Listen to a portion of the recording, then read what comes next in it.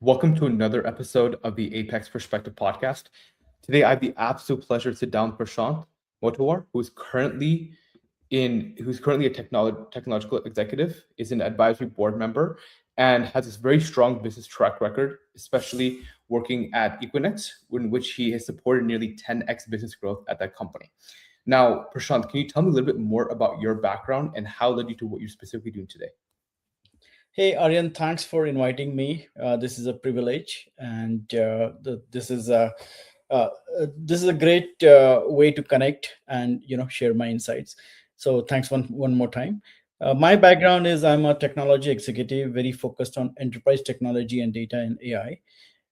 So senior executive role since last like 2 decades, and my role has been uh, productize the technology to help all the internal business functions to run the business well. And specifically, I support finance, supply chain, go to market, and in the AI context, a data center, AI workloads, and all the internal IT functions that are required to enable your employees to make an impact. Um, specifically, you asked about Equinix, where Yes. when I joined, it was like $2 billion company, and when I left, it was 10 billion. So it's actually 5x in revenue Yep. and 10x in number of employees. So what happens is uh, like market dynamic changes, the customer orientation changes, the investor expectation changes, and the Sure. company grows. And my job is to make sure that all the enterprise technology supporting that growth is happening seamlessly. It should not become a bottleneck. So my role is unblock my stakeholders as soon as possible, Okay. and in order to do that, um, the my style is like engage them at an intimate level, really understand their circumstances and pain point, align those with the business goals, get Okay. the multiple stakeholders on the same mission, and then execute accordingly with the roadmaps. And Yeah, go ahead. apologize for interrupting. When you're talking about stakeholders, are you talking about investors, or who are you specifically referring to? So in my job, my stakeholders are mainly internal stakeholders, Understood. like C-level executives. You can say chief product officer, chief revenue officer, chief finance officer, chief Mhm. supply chain officer, because these are the pillars of the business, like to run the Certainly. business. Yeah. When you joined, what was missing from your point of view? When I joined Equinix, uh, it's a great question. I would say the opportunities ahead of us and our readiness for those opportunities, Mm, that element was not well understood. okay. My job was to make sure that hey, we have a certain technology in place that helps us to get up to $2 billion. Okay. But then in order to make sure that we have a very like seamless journey ahead, we have to take certain decisions, and those decisions are like on the process side, on the people side, and the technology side. So I would say just sheer understanding of like hey, this is not good enough, we need to do something else, Okay. and what is required to make that happen. Probably that was slightly missing, I wouldn't say completely missing, Okay. but yeah.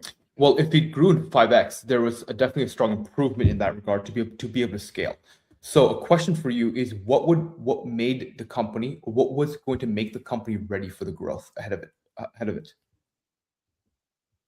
uh, okay, can you I can ask? rephrase it. So you said that there, on the process side, certain things had to be in place to be able to grow the company. In regard to that specifically, when you joined, what did you see that needed to be in place specifically on the process side so that it was able to grow to the extent that it did? Got it. This is a great question. So when the company is a small, there is a tendency to provide white glove services to all of your customers, Mhm. regardless the segment of customer, type of customer, or kind of customers, based on the revenue making or the affinity to grow with you. Mhm. But what happens in that, like customers are happy because you are getting white glove services, but as your customer base grows, then your staff is not adequate to meet white glove services for each and every customer.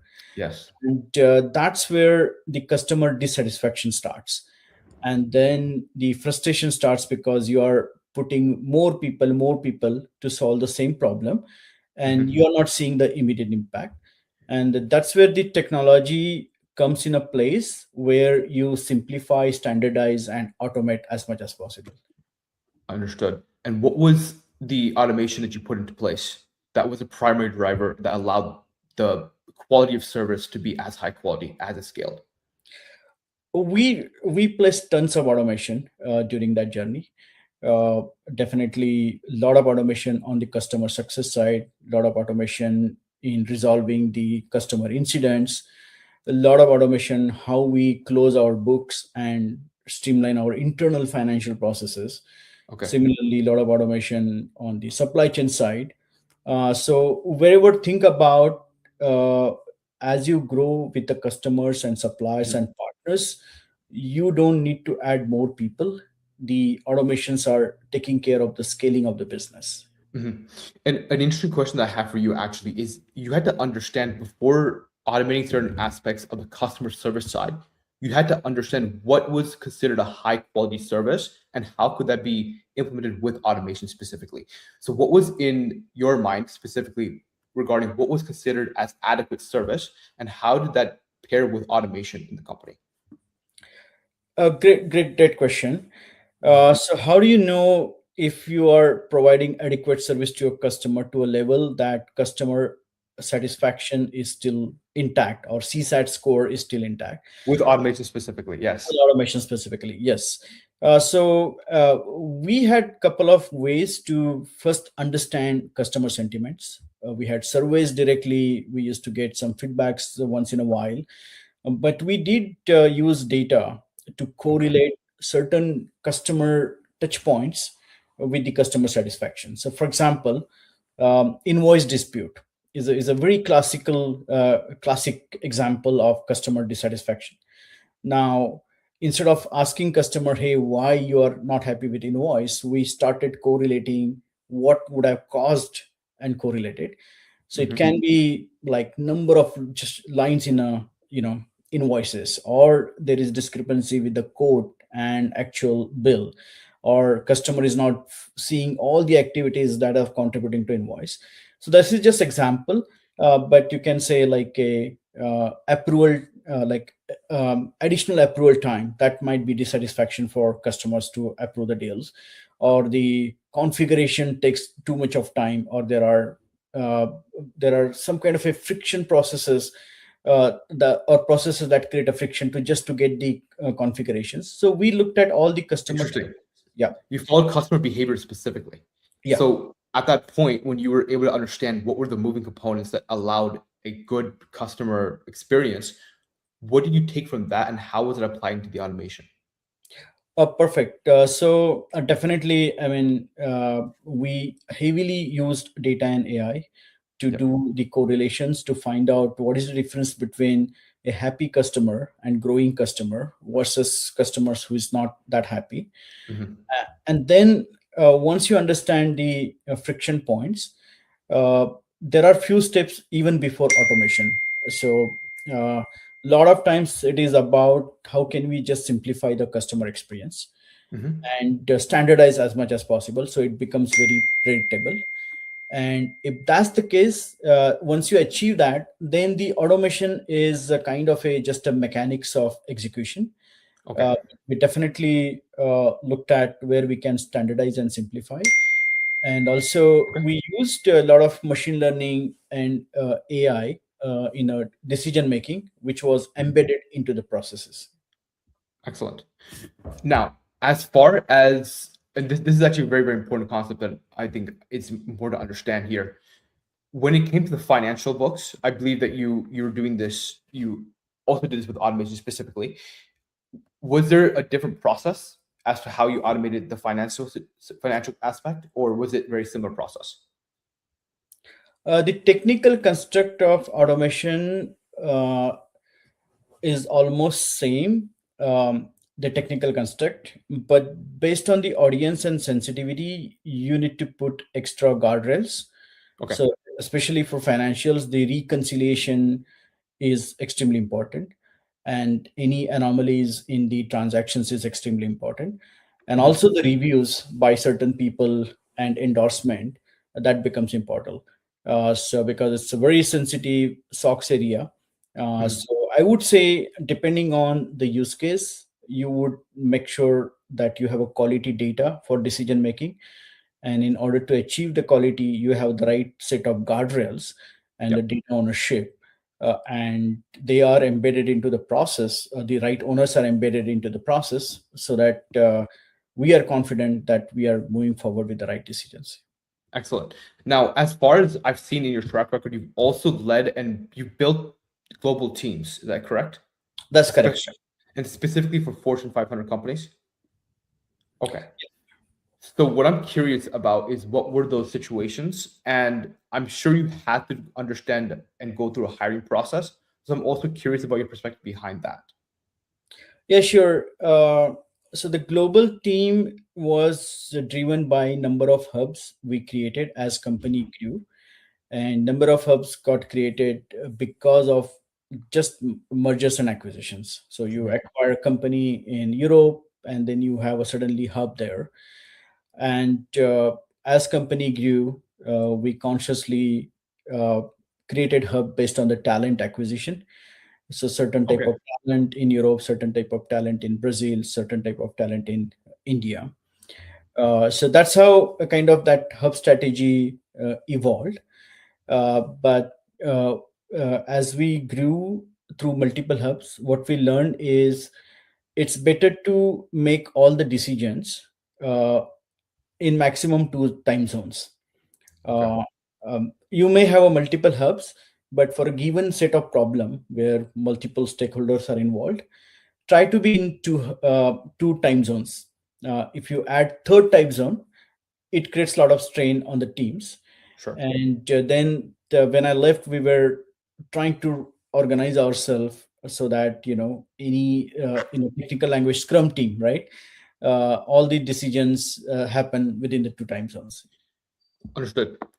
I'm curious, were you responsible for the hiring process or what was the situation building the team specifically? I was definitely responsible, very much involved in the hiring process. Okay. uh, And yeah, go in ahead. that regard, how did you qualify and how did you hire in your from your process? What did you look for specifically? Personally, I look for the future potential that person brings to the table, uh, and the past history, what the person has done in the past is equally important. But I typically hire for the grit. So I look at uh, certain specific examples, how that person dealt when there was a amount of ambiguity, and how the person dealt with the challenges, and is this person going to achieve the outcome. Mhm. What are those grit or knacks that person has used to Okay. achieve specific outcome. And other important thing is culture fit and also working with the team. So I Mhm. believe if you have that knack, whether you are introvert or extrovert, to working cohesively with the team under the same mission, Mhm. definitely you can be a great accelerator and asset to the company. Interesting. So you are now at CoreWeave specifically, and you lead specifically, I believe, AI transformation in this particular company. Is that correct? Uh, so AI transformation is such a horizontal and embedded across the board. There is nothing like a separate entity. But what I do at CoreWeave is enterprise systems. Oh, sorry, my apologies. I meant you specifically lead. Is it that you're the executive there? What position do you hold there specifically? Sorry, my Yes, I'm apologies. head of the product management for enterprise systems. And as part of that job, we use a lot of data and AI products along with the AI agents. So I lead those enabling initiatives which are used for the transformations. Okay, excellent.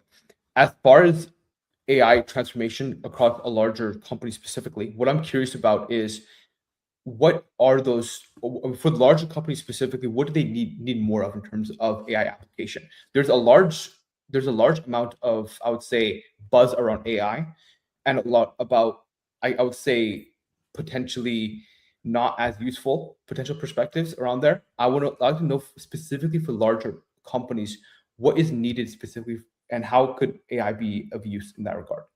No, absolutely. So I can tell you my personal perspective. May not have implemented 100%, in my job, uh, but uh, it's a larger topic. First of all, to get the effectivity or value out of AI investment, it's a very large topic.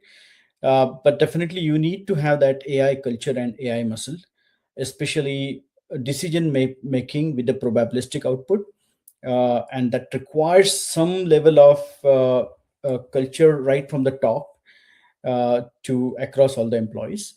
And then the where you invest, because AI is such a vast topic.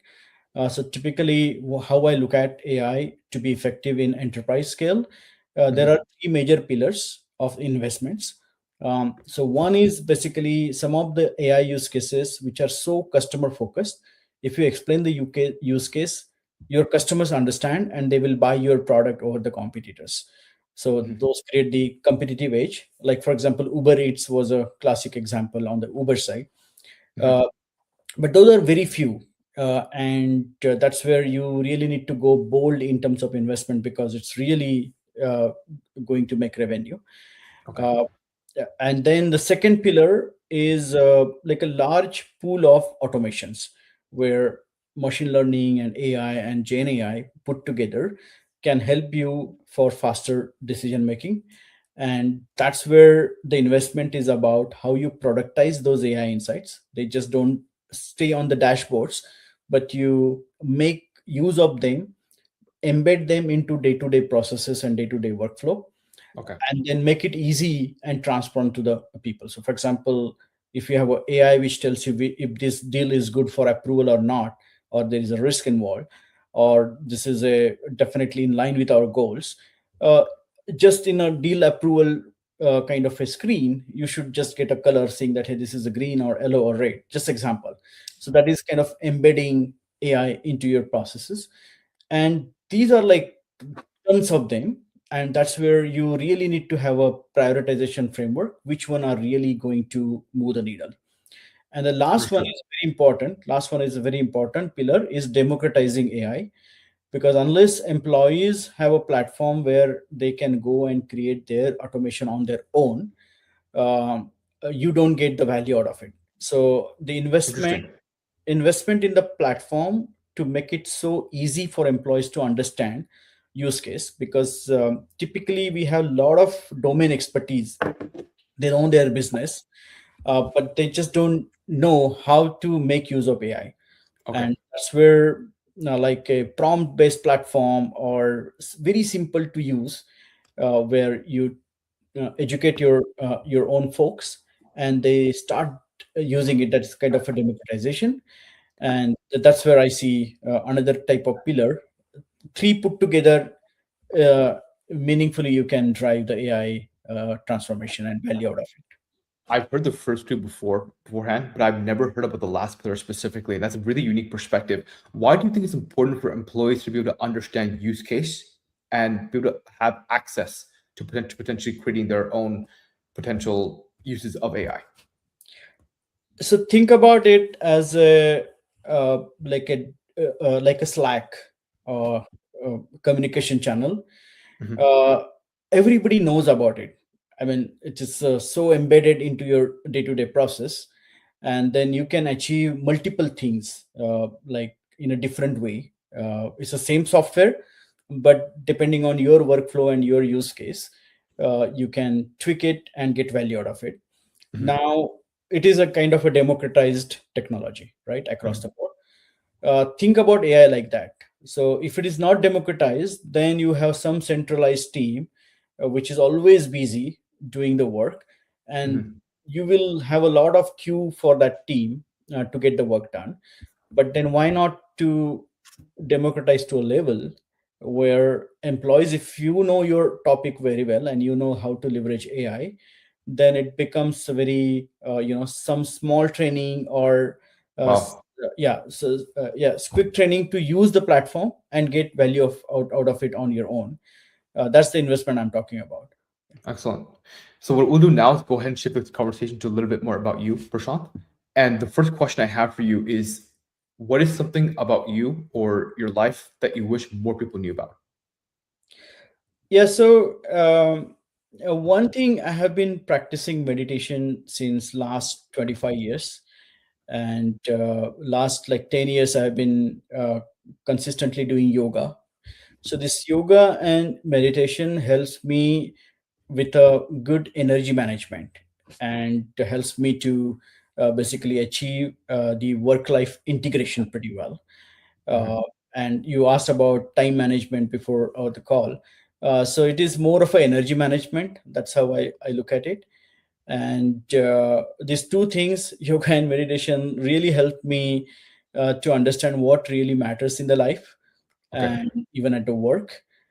So my approach has been, look for the impact that you create, and then let not only for yourself but people around you, and make sure that you touch maximum hertz in your day-to-day work. And these are the moments you always cherish and remember throughout your career, not Mhm. the titles and salaries. Those are important, don't get me wrong, but those are outcomes, those will come automatically. Mhm. What kind of impact do you hope to leave? So impact at organization level is definitely moving the needle. And now I'm talking about any business metrics like that can bring revenue and Certainly. bring efficiency, and also like creating some delightful experience for your stakeholders. I mean, they enjoy working with you, they enjoy your output, your product, right? And all the conversations are like meaningful, context driven. So I'm talking about that like a purely business impact. But on a personal level, um, the impact is basically you are always look for coming to work every day. You're like looking for the Monday. Monday is never boring for you, and you're always excited about uh, getting work to the finish line, and then you're happy about it. Like you're personally, you feel very accomplished. So those that kind of impact I was talking about. Excellent. What I'll do now is go ahead and share a quick perspective regarding fitness and health, and we'll go ahead and conclude the podcast with Prashant's plans for this year or the coming year. The perspective I really want to share today is really targeting the time efficiency aspect when it comes to health and fitness. As busy individuals, we've, I think, committed ourselves to making the best use of our time. Hmm. When it comes to health and fitness specifically, there is an ongoing perspective that the primary way you can make a transformation is by going to a gym and going to a location and exercise. Now, the issue with this perspective is that those who, and I'm sure many are watching, are executives and entrepreneurs who have very packed calendars, will not always be able to attend a location, will not always be able to have that extra time to be able to commute to a gym and commute back and get in their adequate amount of movement. This is a problem because the idea that this is the only way you make a transformation is absolutely false.